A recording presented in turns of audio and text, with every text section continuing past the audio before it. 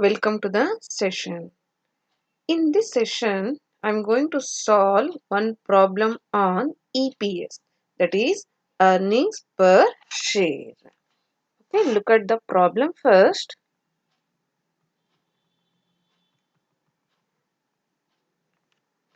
This is the problem. This problem has given in the year 2007 for section C. A company has EBIT. EBIT means earnings before interest and tax of rupees 4,80,000, and its capital structure consists of the following securities. In that company, what is the capital structure it includes? They have given here. The first one is equity share capital, rupees 10 each. This is the face value of equity share. And equity share capital is 4 lakhs is given. Next, 12% preference shares, rupees 6 lakh is given. So, preference share capital is 6 lakhs and dividend rate is 12%.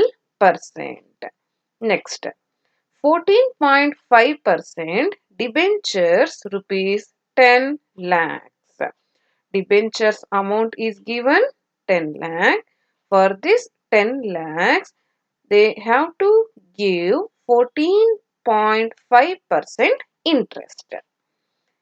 The company is facing fluctuation in its sales. Fluctuations means it is increasing sometimes and it may decrease sometimes. What should be the change in EPS? So, what is the change in the EPS? EPS means earnings per share. There are two alternatives that is given. For these two alternatives, we have to calculate what is the change in EPS. The first alternative is if EBIT of the company increased by 25%. And the second alternative is if EBIT of the company decreased by 25%. But the actual EBIT is 4,80,000. We have to calculate what is the change in the EPS for the two alternatives, that is if EBIT of the company is increased by 25% and if EBIT of the company decreased by 25%. And the corporate tax is given 35%. Now we are going to solve the problem. Before going to solve the problem, you have to remember two important points.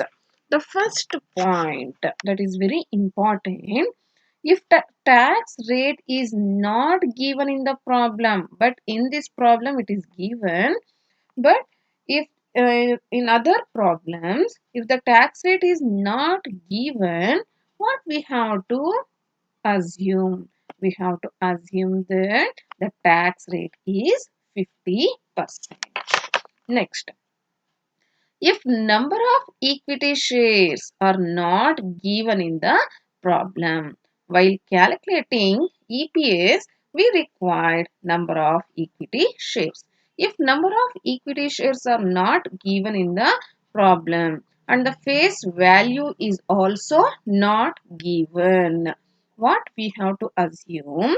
The face value of the equity share or the equity share price is 1. But see here, in the problem it is given 10 rupees each is given.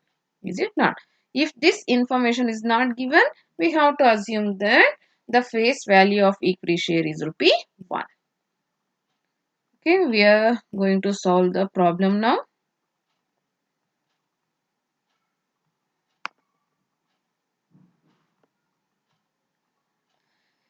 What we have to calculate, what would be the change in EPS.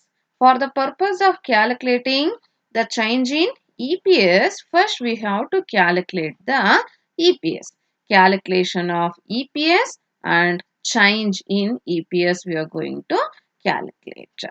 The columns required here. The first one is the particulars. Then the second one is when EBIT is rupees 4,80,000. This is the EBIT actually given in the problems here. EBIT is rupees 4,80,000. For that we need one column. Next, when EBIT increased by 25%, means this is the first alternative if EBIT of the company increased by 25%. And the third one is when EBIT decreased by 25%. This is the second alternative. How to calculate? That is increased by 25% means the actual EBIT is 4,80,000 plus 25%. Next, actual EBIT is 4,80,000 minus 25%. The first one is EBIT. First, we have to write actual EBIT, that is 4,80,000, and for the first alternative 4,80,000 plus 25% is the 6 lakh. Then in the third column, that is the second alternative, 4,80,000 minus 25% means we will get 3,60,000. Next, from that EBIT, see in this problem, the sales, variable cost, fixed cost are not there. Directly they have given EBIT, so we have taken the first one is the EBIT. If it is given sales, variable cost, fixed cost means we have to start from the sales. Okay. Now, from the EBIT, we have to deduct the interest. Interest, as I told, we are going to calculate on the debentures. See in the problem, the debentures amount is 10 lakh rupees and the rate of interest is 14.5%. Okay. That is what I have written here.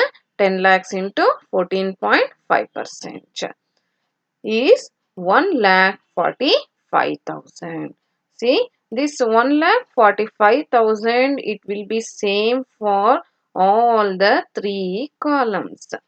Okay, because here the sales are fluctuating. Because of sales are fluctuating, the EBIT of the company is also increasing and decreasing. Although the company has to pay interest on debentures, that is the debentures is 10 lakhs. On the 10 lakhs they have to pay 14.5% rate of interest. So 1,45,000 it will remain same for all the EBIT. So again we have to deduct interest from the EBIT. We will get EBT, that is earnings before tax. 4,80,000 minus 1,45,000 we will get 3,35,000. Then 6 lakh minus 1,45,000 means 4,55,000. Then 3,60,000 minus 1,45,000 means 2,15,000.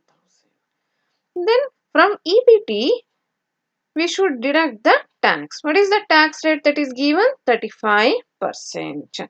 We have to calculate this 35% on EBT amount. That is 3,35,000 into 35%, 1,17,250. Then 4,55,000 into 35%, 1,59,250. And the last one is 2,15,000 into 35%, 75,250. Then EBT minus tax, we will get the EAT, that is 2,17,750, 2,95,750 and 1,39,750. From this EAT, we have to deduct preference dividend. What is the preference dividend we have to pay? So, in the organization or in the company, we have to see what is the preference share capital. 6 lakhs. See, 6 lakhs rupees preference share capital is there in the capital structure. Okay, on this 6 lakhs, the company has to pay 12% dividend. Now 6 lakhs into 12%, 72,000. It will be same for all the alternatives. Then EAT minus preference dividend. We will get earnings available to equity shareholders. Okay, that is 1,45,750, 2,23,750, and at the last 67,750. Then we are going to calculate the EPS. What is the formula for EPS? Net profit available to equity shareholders divided by number of equity shares. This net profit available to equity shareholders already we have calculated here. That is earnings available to equity shareholders. But number of equity shares, it is not given in the problem directly and we have not calculated yet. Now we are going to calculate number of equity shares. What is the formula? Equity share capital divided by face value of equity share. Now equity share capital it is given in the problem, that is C 4 lakh. Then face value of equity shares is rupees 10 each. That is 4 lakh divided by 10 is 40,000. Now we know what is the profit available to equity shareholders, that is for three alternatives, and number of equity share 40,000. This 40,000 number of equity shares will remain same for all the three alternatives. Next. Now we are going to calculate the EPS. EPS, as I told, the formula is net profit available to equity shareholder divided by number of equity shares. Here already we have calculated for the first alternative 1,45,750 is the net profit available to equity shareholders divided by 40,000. And we are getting EPS is rupees 3.64. And for the second alternative also, profit available to equity shareholders is 2,23,750 divided by 40,000. EPS is rupees 5.59 per share.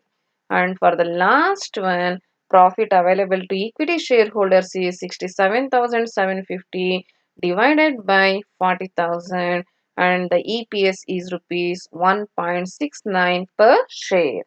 Then we have to calculate change in EPS. This is the main thing. Okay. What is the change in EPS? See, for the first one, this is the actual information that is given, that is 411.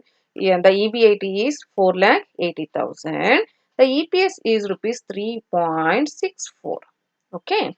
Now, that I have written here 3.64 minus for the first one. When the EBIT increased by 25%, the EPS is 5.59.